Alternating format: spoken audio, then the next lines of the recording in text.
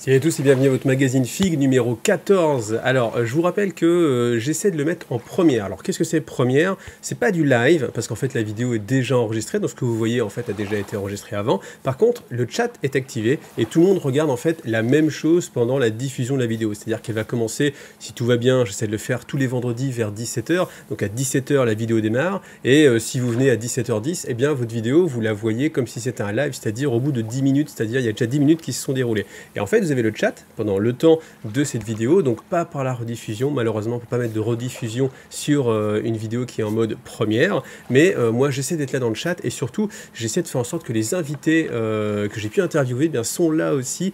Voilà, donc normalement, si tout se passe bien, c'est le cas pour Hollywood, ce que vous allez voir bientôt, et puis ça a été le cas précédemment. Donc c'est un format que j'aime bien parce que franchement, je trouve ça quand même assez bien d'avoir l'interview de la personne et en même temps la personne dans le chat. Donc comme ça, si moi j'ai oublié de poser une question, eh bien vous pouvez le faire. Donc voilà, félicitations à moi-même parce que je trouve que c'est quand même une bonne idée. Alors dans ce magazine, on va avoir 4 sujets. Premier sujet, du Dystopian War unboxing, parce que eh bien, j'adore ce jeu en fait, c'est un jeu que j'aime beaucoup et j'ai la chance d'être en partenariat justement avec Warcradle qui m'envoie comme ça régulièrement, tous les mois, une sortie. Donc ça me permet eh bien, de vous la montrer. Et puis là, on est sur le Prussien. C'est vrai que le Prussien, la dernière fois, je n'ai pas été super emballé, donc là, bah, je vous laisse la surprise. Et après, je reviendrai sur le concours de peinture Pintus Figus que j'ai organisé concernant les petits familiers de chez Archon Studio et où il y avait encore 3 magnifiques dragons de chez Archon Studio, encore une fois, à gagner. Donc comme ça, vous allez voir un peu les gagnants si vous avez participé. Et puis je vous parle aussi du concours que je suis en train d'organiser en ce moment en partenariat. Ensuite, le gros morceau de cette vidéo, c'est Hollywood Racer. Alors première chose, franchement, si vous êtes épileptique, faites attention au début du timecode en fait de cette partie. Hein. Vous faites attention dans la description en fait quand vous regardez dans votre ligne de lecture YouTube, vous avez les sections avec à chaque fois les différents éléments. Et sur le tout début, pendant les 30 premières secondes de Hollywood Racer, il y a un effet stroboscopique. Donc franchement, si vous êtes photosensible, faites-y attention. Voilà. Et puis sinon, de quoi ça va parler? Ça va parler de, je sais pas, qu'est-ce que je peux citer, K2000, Ghostbusters, Retour vers le futur, et puis un mix avec Gazland, donc quelque chose de vraiment très bien. Et normalement, vous avez justement un de mes partenaires de Hollywood Racer qui est dans la vidéo. S'il a pu se... On sait jamais, hein, je mets des si parce que comme je tourne ça avant, je suis pas sûr, mais normalement, ça se fait. Et on terminera avec le Let Pledge sur le Kickstarter Dungeon Laser, donc pas mal de Kickstarter dans ce magazine, parce que j'avais dit que j'en parlerais. Et puis il y a un petit outil en plus qui, si vous êtes rôliste, franchement, ne passez pas à côté, je suis sûr que vous allez trouver ça génial. Alors dans ma volonté de suivre un petit peu l'actualité Dystopian War, parce que je trouve que c'est un excellent jeu, eh bien voici la Tempelhof Battlefleet 7 pour l'Imperium, à savoir les Prussiens, dans lequel on va avoir 4 destroyers montables avec option, le porte-avions, et puis là aussi soit des porte-avions légers, soit d'autres types de bâtiments, des cruisers, un Conrad, Razor ou Volsung class ship. Alors l'Imperium, hein, si vous avez suivi mes autres vidéos, vous savez que c'est pas franchement ma faction préférée. Alors à Dystopian War, ancienne version, c'était ma version préférée. Là maintenant, j'avoue que je trouve le style pas à mon goût, clairement pas à mon goût. Après, même si j'ai vu des photos sur Facebook où les gars les a vraiment transcendés et a fait vraiment un excellent travail de peinture. Donc avec un excellent travail de peinture, on peut faire quelque chose. Après, quand on peint assez facilement, simplement, avec du contraste par exemple, c'est tout de suite beaucoup plus compliqué. Alors, on retrouve toujours le même style. Donc on va commencer avec les grappes. Donc ces grappes là, toujours le magnifique petit système, vous voyez, où elles s'emboîtent les unes avec les autres, ce qui fait que le plastique ne frotte pas, et puis ça permet de ne pas les abîmer. Et puis bah, c'est classique, hein, on commence à avoir l'habitude, hein, si vous regardez les autres vidéos, tout est paramétrable sur la même grappe, donc on peut modifier la taille en fait des croiseurs, changer l'armement. Voilà, ça c'est cette polyvalence que permet en fait le plastique, qui est assez sympathique. Là par contre, ce qui nous change, c'est qu'on a deux types de pions. On a soit vraiment bombardier, et c'est le même bombardier. Ah si, je vais vous le chercher pour comparer. Voilà, donc je vous disais que c'était le même look de bombardier que ce qu'il y avait avant dans Dystopian War. Donc après, là c'est sur un pion, là avant c'était une figurine. Je trouve ça un petit peu dommage qu'on n'ait pas droit à une vraie figurine de cette taille-là, parce que très clairement, la dualité aérienne et navale, moi c'est ce qui m'avait plu en fait dans Dystopian War. Et là c'est vrai que pour l'instant on n'a qu'une composante navale avec Warcradle. Et les petits tokens, bon voilà, ça a quand même vraiment moins de charme que l'avion, hein, tout simplement. Et les chasseurs, on est sur le même look, mais un peu plus grand, voilà. Et puis vraiment, ce que j'aime pas du tout, c'est le sort de plat qui est juste à côté des avions. En fait, l'eau passe pas directement, ne touche pas en fait la carlingue. Alors c'est peut-être plus facile pour les peindre. Je pense qu'il faut faire une grosse zone d'ombre, un lavis noir dans ce creux-là. Mais bon, je trouve pas ça très très heureux.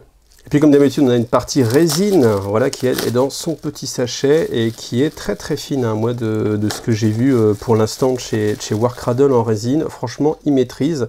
Et puis c'est très beau. Par contre, ouais, ça me plaît bien. Voilà, là on a une belle définition en fait du carrière. Donc voilà, ça va être plutôt sympathique. Bah, c'est comme d'habitude. Et je vais vous les montrer une fois montés. Voilà l'ensemble du set. Alors on commence avec les plus petits, alors les destroyers. Donc ces destroyers sont pas mal. Après, forcément, on retrouve en fait ce que moi j'aime pas trop en fait dans les Prussiens, dans l'Empire, c'est vraiment la proue là qui est très épaisse, qui manque vraiment de finesse chez moi. Enfin, je trouve pour moi en tout cas. Et voilà. Bon après, le reste est pas trop mal, même si encore une fois, je trouve que le look de l'Empire est en dessous. Au niveau vraiment de la finesse de gravure, hein, je trouve que c'est en dessous par rapport toutes les autres factions en fait, donc je ne sais pas pourquoi, mais en même temps n'est pas étonnant parce que ça va rester dans la même gamme. Alors si on compare par rapport à la frégate, en haut la frégate, en bas le destroyer, voilà, il y a une petite encoche en plus, on reste sur des looks vraiment très très similaires avec une petite arme en plus, voilà, très classique mais très cohérent. Alors après, le concept des Prussiens sur leur bateau, c'est que vous avez en fait des rails qui permettent de changer en fait de type de bateau beaucoup plus facilement. C'est un avantage en termes de jeu parce que ça vous permet en fait de pouvoir moduler directement les bâtiments. Et puis là, c'est vrai qu'on peut complètement interchanger en fait les châssis, c'est-à-dire qu'on peut faire, on va dire, 2 porte-avions, 2 croiseurs. Là, moi, j'ai fait celui avec le gros canon, voilà, je ne sais plus comment il s'appelle. Et puis, bon, voilà, je trouve qu'il a un look qui est pas mal. Pour le coup, celui-ci est assez agréable. Il y a un peu plus de détails. Je trouve le canon aussi, un peu plus de détails. Et vous voyez, sinon, vous le mettez en format porte-avions. Et puis, c'est pareil, vous voyez, il suffit d'enlever ça. Et puis, vous pouvez le changer en différents modes. Donc, ça évite de se casser la tête avec des aimants. Parce que j'en vois qui se cassent vraiment la tête avec des aimants. Et alors, c'est du très beau boulot, mais c'est beaucoup de boulot. Et puis, on a des petits avions qui peuvent se mettre, en fait, sur le châssis. Moi, ce que j'ai fait, c'est que j'en ai mis juste un, histoire de suggérer. Et puis, j'ai gardé, en fait, les autres, étant donné qu'ils sont détachés et qu'il y en a 4. Et bien, du coup, on peut en mettre 3 sur un socle. Donc, je ne sais pas si je le ferai un jour. Mais au final, les mettre sur des petites tiges, des petits trombones, et les peindre, et les mettre sur un disque rond, ça peut être vraiment plus sympa que ceux-là qui sont tout plats, qui ne représentent pas vraiment des avions tels qu'on peut se les imaginer, alors que là, pour le coup, c'est sympa. Donc j'aimerais, mais là, c'est vraiment parce qu'il y a cette figurine qui est fait comme ça, mais j'aimerais bien qu'à l'avenir, il y ait toujours des petits tokens, comme ça, c'est pareil. Je suis sûr qu'il y a la place sur la grappe de mettre 1 ou 2 tokens. Il suffit de 2 tokens. Avec 2 tokens, comme ça, dans votre boîte de croiseur, vous en avez 3, et puis voilà, c'est ce qu'il faut. Et là, on est sur la Masterpiece. Alors franchement, celui-ci, j'aime beaucoup. J'aime beaucoup, et d'autant plus qu'il réussit l'exploit d'être plus sympathique que le précédent. Donc ça, c'était celui de chez Spartan Game qu'on avait avant. Alors, malgré tout, je trouve que c'est moins détaillé. Vous voyez, il y a quand même toute une vie qui est dans de celui de chez Spartan Game. On avait voilà, des petits trucs sur les côtés, des petits tuyaux, c'était assez sympathique, pas mal de petits avions. Là, celui-ci est un peu plus simple, mais malgré tout, il a un beau look. Et puis, la petite particularité, c'est qu'à l'arrière, ici, l'avion, hop, vous pouvez le retourner, et puis comme ça, vous êtes en mode, ce sont des chasseurs. Ça, je trouve ça plutôt très bien. Les cheminées sur les côtés, bon, faut pas qu'il y ait trop de vagues, j'imagine, mais bon, c'est un concept. Voilà, c'est un concept. Mais bon, en gros, il a quand même un bon petit look que j'apprécie. Après, l'avantage, c'est qu'on a quand même pas mal de petits bits comme ça qui restent. Et si vous jouez à Gazland, ouais, encore Gazland, et bien franchement, c'est formidable parce que c'est la bonne échelle pour mettre des mitrailleuses sur vos voitures. Donc voilà, si vous faites un combo Disto plus Gazland, franchement, c'est le combo gagnant. Alors, si vous suivez la scène, vous savez que j'ai organisé récemment un concours de peinture sur les petites figurines justement de Dungeon and Laser. Et eh bien, je vais vous présenter tout simplement, parce que c'est quand même des très très belles figurines, vous présenter en fait les 3 gagnants. Il y a eu 3 gagnants. Donc là, le premier qu'on voit ici, c'est le gagnant au niveau des votes du jury. Donc le jury, c'était Zoz, Fabrice Tran et moi-même. Donc on a chacun voté, ça c'est un peu plus tard. Et puis voilà, ça a désigné Guillaume, voilà, avec ce magnifique petit chat. Franchement, quand vous l'avez en main, c'est extrêmement petit, hein, vous voyez, c'est, enfin, c'est, moi je l'ai là, c'est la taille d'un pouce en fait, directement. Et quand on voit un peu la qualité de travail, la finition, moi j'ai vraiment adoré cette figurine. Donc voilà, félicitations à Guillaume qui a gagné le vote du jury. Ensuite, il y avait une autre façon de gagner qui ne récompensait pas forcément la qualité technique, même si là en l'occurrence on est sur quelque chose de vraiment très très beau, mais qui récompensait en fait la chance et le fait de participer, parce que dans tous les participants, eh bien, j'ai tiré au hasard un gagnant. Sachant que ce gagnant-là, qui est aussi un Guillaume, a été mis en 2e position aussi par les votes du public, parce que c'est ce qu'on va voir dans la 3e image, c'est les votes du public. Donc là, voilà, félicitations à Guillaume, qui de toute façon, en fait, je trouve que c'est bien d'avoir fait au hasard, comme ça donne à tout le monde une chance de gagner, d'avoir un petit souvenir. Et là en plus, les figurines de Guillaume ne déméritent pas, donc félicitations aussi à toi Guillaume. Et le vote du public, donc c'est-à-dire tous les gens qui étaient présents sur le live ont eu la chance immense de pouvoir élire leur vainqueur. Et c'est vrai qu'il y avait un gros duel de nounours. Il y avait justement ces 2 nounours peints par 2 personnes différentes, et c'était très très dur de les différencier parce qu'ils avaient chacun en fait leur style. C'était vraiment très intéressant. Si vous voulez, je vous mets le lien vers le live qu'on a fait pour voir un petit peu tous nos retours en fait sur ces figurines, parce qu'il y a vraiment 2 approches différentes sur la même figurine, et je trouve ça vraiment assez intéressant. Donc là c'est l'ami Kritchek qui gagne les votes du public, voilà, donc avec un magnifique nounours aussi, avec des petits effets de lumière qui vont bien, un joli fondu, et puis là encore, rappelez-vous, à l'échelle de la figurine, c'est vraiment un travail très très réussi.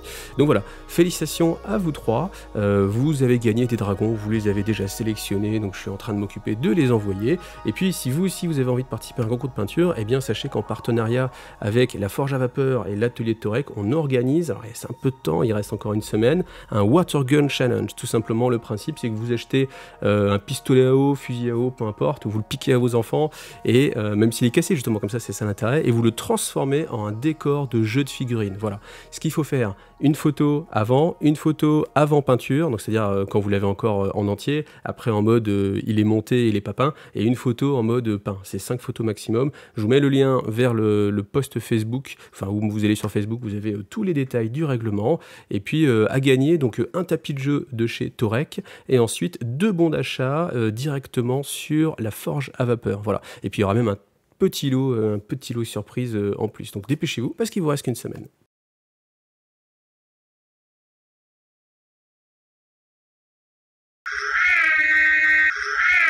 Alors si vous avez reconnu cette sirène, eh bien je pense que immanquablement ça fait ressurgir quelques petits souvenirs en vous. Et puis le jeu que je vais vous présenter là, Hollywood Racer, eh bien va complètement correspondre à ce que vous avez vraiment apprécié étant un peu plus jeune que ce que vous êtes maintenant. Si vous aimez les jeux de course, le style de jeu Mario Kart et compagnie, et aussi tout ce qui est années 90 avec tous les blockbusters, vous reconnaissez hein, bien sûr Sauvé par le Gong, Turbo, non bien sûr vous reconnaissez tout. On a même la Batmobile, la meilleure Batmobile, en tout cas moi celle que je préfère dans tous les films, c'est vraiment le modèle pour moi le plus emblématique de la Batmobile. Et bien tous ces véhicules, on va les retrouver mis en scène par Phil Vizcarro dans Hollywood Racer. Alors c'est une version prototype qui m'a été envoyée parce que pour l'instant le jeu n'est pas encore sorti. Il est en Kickstarter, on verra bientôt le Kickstarter juste après. Mais maintenant je vais vous présenter donc ce qu'il y a dans cette boîte, sachant que c'est une boîte prototype, encore une fois, donc ce n'est pas la version finale. Alors Hollywood Racer, c'est un jeu qui peut vous parler peut-être en disant bah tiens ça me fait penser à quelque chose, ça doit vous faire penser à Hollywood Death Race qui est la précédente version. Malheureusement ça s'était mal passé sur Kickstarter, c'est-à-dire que le jeu devait se faire éditer et puis la boîte qui devait l'éditer a coulé, donc comme c'était un des projets qui était dedans, et bien du coup ça s'est plutôt mal passé. Voilà, si vous êtes un backer de Hollywood Death Race, et bien sachez que vous aurez gratuitement une boîte de Hollywood Racer qui vous sera envoyée, tout simplement. Alors comme vous le savez, moi je suis plutôt un amoureux des jeux de figurines, mais j'avais envie de vous présenter ce jeu, eh bien tout simplement parce que bah voilà, les années 90 avec K2000, Ecto 1, la Batmobile, tout ça, enfin c'est évidemment quelque chose qui me parle très très fort, hein, donc voilà, je pense que si vous regardez aussi la chaîne, vous êtes aussi un petit peu dans ce cas-là, donc voilà pourquoi je vous présente ce jeu, et puis il va exister en deux versions, version classique où vous avez pas de figurines, mais des versions standy, donc c'est-à-dire des pions posés sur un petit socle, et puis il y aura la version Director's Cut. Et dans la version Director's Cut, on va directement avoir tous les véhicules sculptés en 3D en métal à l'ancienne. Alors j'ai quand même la chance d'avoir une figurine, donc un prototype sculpté en métal. Donc c'est, vous l'aurez reconnu, le van de l'agence Tourisk qui dans le jeu s'appelle le van de Baraka Frites.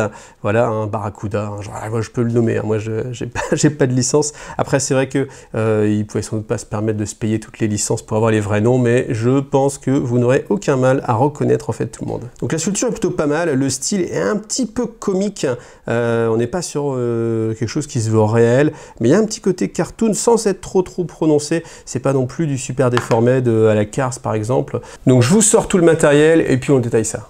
En tout cas, là, on a déjà plusieurs standees qui sont présentés dans un carton très très dense, vraiment très résistant, voilà, avec un petit design recto verso. Ensuite, ce qu'on va avoir, on va avoir des cartes de jeu, donc ces cartes de jeu qui vont représenter les personnages. Donc d'un côté, vous avez le dessin du personnage, donc vous voyez à chaque fois, on va retrouver Professeur, Rex Cop, voilà, Lazy Fluke pour Daisy Duke, et puis de l'autre côté, hop, toutes les compétences que vous pouvez avoir sur votre véhicule. Alors j'en profite pour expliquer un petit peu les règles. Vous avez 3 types de super pouvoirs qui vont être déclenchés avec du Effixium. Ensuite ici, vous avez le mouvement en bas à gauche, une capacité spéciale au milieu, et puis les hit points, c'est simplement les points de vie de votre véhicule. Après, on a aussi des plateaux qui vont être en fait votre écurie et qui servent aussi de marqueur. Donc sur chaque plateau, vous allez avoir un pouvoir spécifique qui a déclenché une fois par partie, et puis ça c'est la jauge de votre voiture à gauche et ça c'est la jauge de votre voiture à droite, parce que dans le jeu le but ça va être de gagner avec 2 voitures. Et ouais, parce que si vous avez du mal à choisir comme moi, vous êtes là, ouais je prendrais bien Maximus, mais en même temps Daisy elle est quand même sympa, bah voilà, vous prenez 2 véhicules et il faut que les 2 véhicules passent la ligne d'arrivée, donc c'est pas le premier arrivé, mais c'est l'ensemble des 2 équipes, donc c'est vraiment un jeu d'équipe, même si vous allez jouer tout seul avec vos 2 voitures. Ensuite, du classique et du traditionnel, des petits cubes en bois, tout simplement pour noter en fait vos valeurs. Les dés, c'est pour le plateau ou pour des jets que vous aurez à faire dans le jeu. Et puis si on parle des plateaux, alors les plateaux sont recto verso, voilà. Et à chaque fois, on va retrouver une ambiance typique d'un film. Donc là, on est ambiance zombie. Là, on est ambiance alors je sais plus comment s'appelle le nom du plateau, mais sinon c'est les Goonies. Donc là, on est ambiance Indiana Jones. Là, on va être en mode Jurassic Land. Voilà.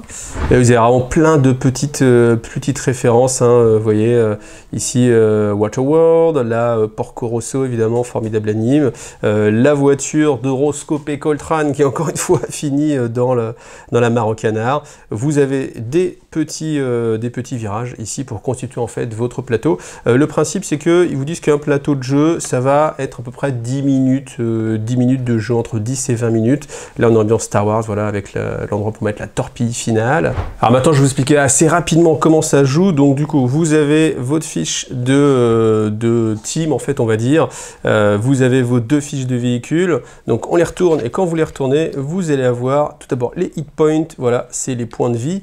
Maximus One, je pense qu'il va en avoir 4 aussi, voilà, moi j'ai pris les mecs cassures, les mecs ou les robots cassures, et puis après ça c'est le Effixium, vous répartissez comme vous voulez pour en avoir 3, donc soit par exemple 3 ici, ou un assortiment, sachant que quand vous dépensez les pouvoirs de type A, il vous faut 2 Effixium, et le pouvoir de type B, un Effixium. Donc typiquement, je pense qu'on va la jouer classique et qu'on va la mettre un petit peu comme ceci. Alors ensuite, très simplement, vous regardez l'ordre dans lequel les personnages doivent jouer. Donc on va commencer avec Ventura Baraka Frites.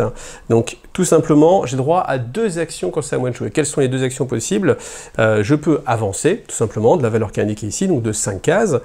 Par exemple, 1, 2, 3, 4, 5. Vous voyez, c'est assez logique, hein. Il faut que je passe sur des cases qui sont reliées ensemble. Je peux passer à travers les murs, évidemment. Règle assez importante, on ne doit pas passer à travers un véhicule. Donc si jamais, par exemple, j'ai un véhicule ici, je peux pas faire 1, 2, je suis bloqué, je suis obligé de rester derrière, à moins d'avoir justement des petites compétences. Autre action, je peux aussi klaxonner, hein, c'est quelque chose qu'on fait très souvent hein, quand on est en voiture. voiture. Donc klaxonner, ça sert à faire du bruit et le bruit va être géré en fait dans certains plateaux. Par exemple, typiquement, vous pouvez appeler et faire venir Monsieur T-Rex qui va venir grignoter en fait des voitures. Voilà, par exemple. Et ensuite, troisième chose, vous pouvez utiliser un de vos pouvoirs. Sachant qu'on ne peut utiliser qu'un seul pouvoir à chacune de vos actions et on ne peut pas faire ces deux actions pour un double mouvement, par exemple. Ce sera toujours un mouvement, un Effixium si on a envie, et puis un coup de klaxon. Alors pour les plus malins d'entre vous, je vous vois venir, vous vous dites comment on peut gagner avec ces deux voitures si au final on a 4 points de vie, si ma voiture est shootée, est-ce que j'ai perdu la game ou pas? Eh bien pas du tout, parce qu'une fois que votre voiture arrive à 0 points de vie, eh bien elle n'est pas détruite. Eh bien simplement on va mettre un petit pion crash en fait sur sa voiture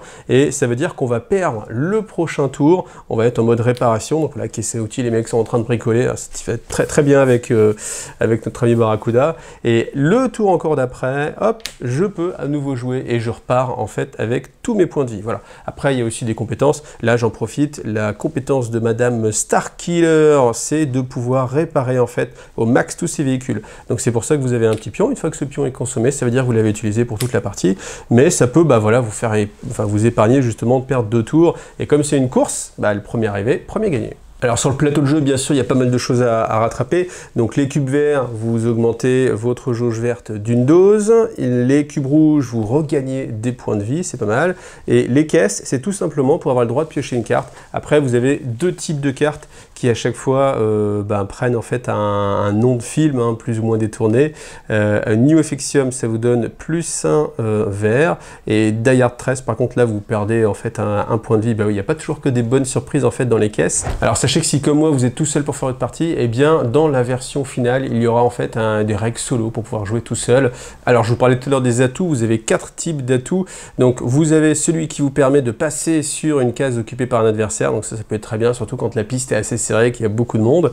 Ensuite vous avez l'atout bélier qui permet de pousser un adversaire, ça peut être pas mal aussi pour faire le ménage. Ensuite on a l'atout vol, donc ça typiquement pour la DeLorean, ça vous permet en fait de passer par-dessus des cases qui sont dangereuses ou qui peuvent vous causer en fait des points dommages, parce qu'il y a aussi ce type de case là. Et puis l'atout chenille, ça vous permet aussi de passer en fait sur des cases qui seraient minées sans prendre en fait de dommages directement à votre châssis. Donc on se retrouve sur la page du Kickstarter, oui on est vraiment dans les débuts, on est dans la première heure, donc directement, il s'est lancé à 18 h, voilà. Alors on est à 3 658 € sur 80 000 €, voilà, donc un peu tôt pour savoir si c'est bien parti ou pas, mais en tout cas, c'est un projet qui avait déjà été financé la première fois, donc il n'y a aucune raison qu'il ne soit pas la deuxième fois, surtout qu'il y a des choses en plus.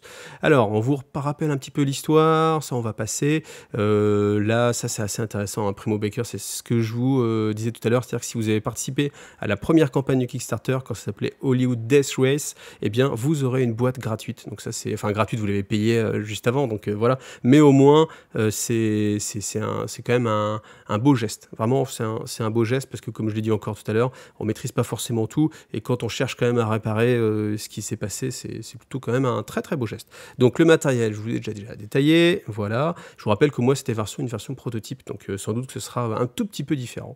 Même pour la voiture, le van de l'agence touriste, il est en mode prototype dans celui que je vous ai montré, il sera un petit peu plus fin sur la version finale. Donc la version finale, c'est justement nous, ce qui nous fait rêver, voilà, tous les magnifiques véhicules ici en mode figurine, en mode métal. Alors bien sûr, je vais glisser quand même discrètement que Gazland n'a pas d'échelle, donc si vous avez envie de jouer à Gazland et que vous avez envie d'avoir une tripotée de véhicules, eh bien c'est tip top, parce que simplement vous imprimez vos gabarits de mouvement à l'échelle qu'il faut. Voilà, c'était une petite pub. Et puis là, franchement, ça fait vibrer la Madeleine. Vous avez vraiment tout ce qui vous avait fait rêver quand vous étiez jeune. Là, voilà, la Pamela Anderson ou Optimus Prime. Ça dépend de l'époque, bien sûr. Alors, les modes de jeu, on a le classic mode. Donc ça, c'est ce que je vous ai présenté, la course assez classique. Ensuite, si vous jouez à 2 joueurs, eh bien le mode un petit peu avec une IA. Donc c'est les sortes de monstres plantes là, voilà, qui sont contrôlés par l'intelligence artificielle. Ensuite, si vous jouez tout seul, vous avez un mode survie contre des zombies aliens et T-Rex. Ensuite, le mode Legacy Championship, donc ça c'est une cup, un peu comme ce qu'on a l'habitude dans Mario Kart, avec plusieurs parties qui vont se suivre, pas forcément la même journée, mais voilà, pour faire un championnat. Et on termine avec un mode à la Destruction Derby, si vous avez connu, donc c'est Hollywood Death Race, où là le but c'est de dégommer tout le monde pour qu'il n'en reste qu'un. Voilà. Donc bien sûr, plusieurs façons de modifier votre plateau de jeu. Alors vous trouverez pas mal de vidéos hein, sur cette page de Kickstarter et donc beaucoup en français parce que c'est un jeu francophone, hein, je ne vous l'ai pas précisé avant. Donc voilà, n'hésitez pas à aller regarder si vous voulez plus de détails. Donc le jeu de base, on arrive au prix, ça c'est intéressant, donc 45 € dans sa version classique. Et puis la version qui nous intéresse bien sûr avec les différents véhicules, 35 €. Alors c'est 35 € de plus qu'il faut venir rajouter au jeu de base pour avoir tous les véhicules voilà, qui vont vous vraiment transcender un petit peu le jeu parce que bah, on se connaît, hein, on est un peu figuré sur IGTV, donc forcément c'est un peu plus intéressant. Alors, Game Almanac, ça l'almanach, normalement, ça doit vous rappeler quelque chose. Si vous avez, genre, allez, je vous fais pas l'affront quand même, allez, mettez-moi en commentaire si vous voyez d'où ça vient cet almanach, allez-y, on verra ça. Donc le all-in 80 €, et puis le petit add-on pour l'instant, on a des séparateurs en fait qui vont pimper en fait l'intérieur de votre boîte. Ça c'est quand même franchement plutôt sympathique. Si comme moi vous n'aimez pas trop tous les sachets, les cartes comme ça qui se baladent à l'intérieur, moi j'aime bien quand c'est plutôt carré, plutôt propre à ranger. Puis même on gagne du temps hein, sur le rangement et aussi quand on le sort. Donc voilà, 13 €, franchement c'est bon voilà pour être confortable, c'est pas trop cher, voilà. Et puis, voilà, on arrive au bout, donc je vous laisse avec, au choix, si vous voulez voir plus de détails et plus de parties, tous les autres confrères et youtubeurs directement. Et voilà pour cette petite présentation, donc merci à Cosmo2 et Dédalus de m'avoir envoyé un prototype et de me faire participer à cette aventure assez proche de tout ce que j'aime, hein, aussi bien les voitures que ces grands films, ces grands monuments du cinéma ou des séries télé. En tout cas, je pense qu'on est typiquement devant un jeu qui est très agréable à jouer quand vous voulez pas trop vous prendre la tête, vous êtes en mode allez on se fait une binous game quoi, en mode tranquille, je t'explique les règles, tu les connais pas, c'est pas grave, en 5-10 minutes c'est parti, tu vas pouvoir t'amuser et pleinement profiter du jeu. Donc voilà, à vous de jouer maintenant sur Kickstarter. Et comme à chaque fois, un énorme merci à tous ceux qui me soutiennent sur Tipeee, que ce soit ponctuellement ou mensuellement, parce que encore une fois, hein, c'est pas les revenus de YouTube de la publicité qui me permettraient vraiment de vivre, c'est clairement pas ça, puisqu'en général c'est aux alentours de 100, 120 balles, voilà. Et encore, il faut que ce soit des bons mois, donc vous voyez, c'est vraiment pas ça qui va faire marcher. Par contre, c'est vraiment le soutien des tipeurs qui eux sont réguliers et qui en plus me soutiennent sur le multijeu. C'est ça aussi l'avantage, c'est que je peux me permettre de faire des vidéos qui me plaisent et qui, je l'espère, vous plaisent hein, aussi, c'est pour ça que j'aime le partager, mais sans me dire ah oui mince je vais pas forcément faire des milliers de vues, c'est pas grave tant que les amis tipeurs sont là. Donc franchement merci beaucoup à vous et en particulier Lionel, Wara, Team D, Adrien, ah oui Poulpi. Donc si vous aimez mon travail sur la chaîne et que vous avez envie que ça continue, eh bien n'hésitez pas, faites un petit geste comme ça mensuellement. Moi c'est plus régulier, donc c'est plus rassurant pour l'avenir, parce que c'est vrai que la courbe des fois des tipeurs n'est pas toujours positive hein, tous les mois, donc c'est un petit peu anxiogène, et c'est pour ça que un grand merci encore une fois à tous ceux qui me soutiennent et qui viennent remplacer ceux qui s'en vont, et en espérant que ça puisse progresser pour aller vraiment encore plus loin. Voilà, merci beaucoup. Alors, je vous ai dit que je vous reparlerai de Dungeon & Laser quand le Let's Pledge serait disponible. Eh bien, il est disponible, donc voilà, vous cliquez tout simplement ici. Donc ça, c'est si vous n'avez pas participé à la campagne pendant qu'elle était en ligne et active. Donc, bon, vous n'avez pas participé à la conquête des stretch goals, mais au moins, étant donné que tout a été bloqué, parce que ça a quand même été un gros succès, ce Kickstarter, vous avez accès forcément à tout. Donc, vous avez les différentes zones. Alors, je ne vais pas redétailler, parce que c'est pas forcément... Enfin, j'ai déjà fait dans d'autres vidéos, donc on va pas redire ce qui a déjà été dit. Je vous conseille quand même de regarder voilà, ce pack là, la Stretch Goal 3e édition add-on. C'est blindé, franchement c'est blindé, c'est rempli pour 25 €, honnêtement c'est donné, franchement c'est pas loin d'être donné, voilà. Et ensuite il y a d'autres choses, une chose qui s'est rajoutée et qui ma foi est fort sympathique, donc bien sûr, bon, vous avez quand même pas mal de choses dont je vous ai déjà parlé. Ça c'est ce que justement on va voir avec le concours de peinture que j'ai organisé, donc si vous voulez les petits familiers, voilà ils sont là. Ça c'est des éléments aussi vraiment très intéressants. Alors attention à noter que c'est uniquement la version fantasy, donc faites attention ici, là c'est la version multi, c'est-à-dire et du SF et du fantasy, là c'est uniquement la version fantasy. Et encore, petite nouveauté, mais pas des moindres, c'est que vous avez un pack de socles pour 4 €. Ça bat tous les records, c'est du plastique, Donc voilà, vous n'aurez pas à gratter de la résine cancérigène, vous n'aurez pas à avoir des choses un peu en imprimé 3D avec des petites lignes de moulage, des petites strates, etc. Même si je sais que maintenant on peut avoir des choses très très belles. Là en tout cas 4 €, franchement c'est imbattable, c'est imbattable. Et puis il y en a beaucoup, je sais plus combien, une trentaine. Donc bah voilà, franchement c'est vraiment très très bien. Donc n'hésitez pas à aller y faire un tour. Je ne sais pas quand est-ce qu'il se ferme, mais voilà, ce serait quand même dommage de passer à côté. Et alors quelque chose qui a été développé par quelqu'un de la communauté que je trouve vraiment incroyable, donc c'est un outil en fait de génération de donjons, de simulateurs. Donc imaginons, alors la première étape est un petit peu longue en fait, faut regarder un petit peu tout ce que vous avez, vous dites voilà j'ai plein de ces éléments là, voilà Hall of Heroes, j'en ai 3, tac, on s'est gavé, j'ai les City Street, elles sont où, le Royal Castle, imaginons, bon là je vais aller assez vite. Et ensuite, bah, tout simplement, hop, vous venez, hop, cliquer ici, mettre les tuiles directement, tac, tac, tac.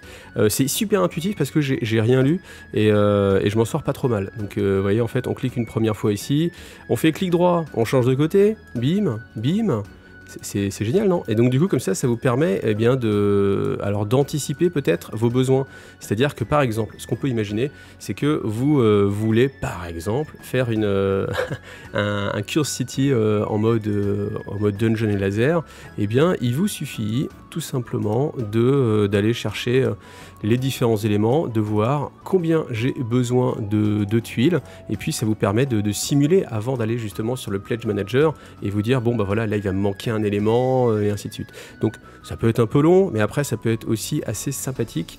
Quand on monte des étages, vous voyez ici là, hop, on va monter d'un étage, donc ce qui fait que quand je reviens cliquer, il faut que allez hop, imaginons que je vais acheter un autre, tac. Alors hop, et voilà, je viens faire un étage comme ceci, tac, vous voyez. Enfin bon voilà, je fais vraiment très très vite parce que c'est pas le but d'y passer des heures, mais honnêtement je trouve que cet outil est vraiment super bien pensé. Alors je l'ai vraiment pas je l'ai pas testé plus que ça, j'ai regardé et je me suis dit bon on verra le moment venu, mais honnêtement ça peut vous faire gagner beaucoup de temps, et puis ici ça vous dit en fait aussi les choses, la taille, etc. Donc franchement c'est vraiment super. Et puis honnêtement, si vous êtes rôliste, il y a moyen, je pense, de vous faire des donjons comme ça, que vous utiliserez pour vos parties de jeux de rôle. C'est pas une super idée ça? Voilà, donc merci à Dungeon & Laser et à notre ami dont j'ai oublié le nom, je vais essayer de le mettre si je le retrouve, pour tout ce travail. Le magazine est maintenant terminé, je vous donne rendez-vous pour le prochain FIG vendredi dans 2 semaines à 17 h si tout va bien. Et puis si vous aimez aussi les choses comme ça qui reviennent régulièrement, tous les lundis maintenant j'essaye, ce sera peut-être des fois le mardi, hein, ça dépend de mon temps, mais en général j'essaie de le faire le lundi soir. Tous les lundis soirs vous avez Tarif et News qui est consacré exclusivement aux sorties de chez Games Workshop. Comme ça j'essaie de trouver le subtil équilibre, parce que c'est ça toute la difficulté sur IGTV, de se jongler entre ceux qui aiment Games Workshop, ceux qui aiment pas. Mais en tout cas ce qui est sûr c'est que Games Workshop ça polarise vraiment l'attention. Donc le magazine FIG, c'est plus généraliste, on se fait plaisir, on essaie de chercher des petits sujets comme ça que vous n'allez pas trouver ailleurs. Et puis après, avec le Tarif et News, là par contre on parle de ce que la majeure partie des gens apprécient, à savoir Games Workshop. Et comme moi aussi, ça m'intéresse forcément, et bien voilà, comme ça il y en a pour tous les goûts, vous savez, vous pouvez choisir. Et le mieux, c'est encore de ne pas choisir et tout apprécier. À bientôt, salut à tous.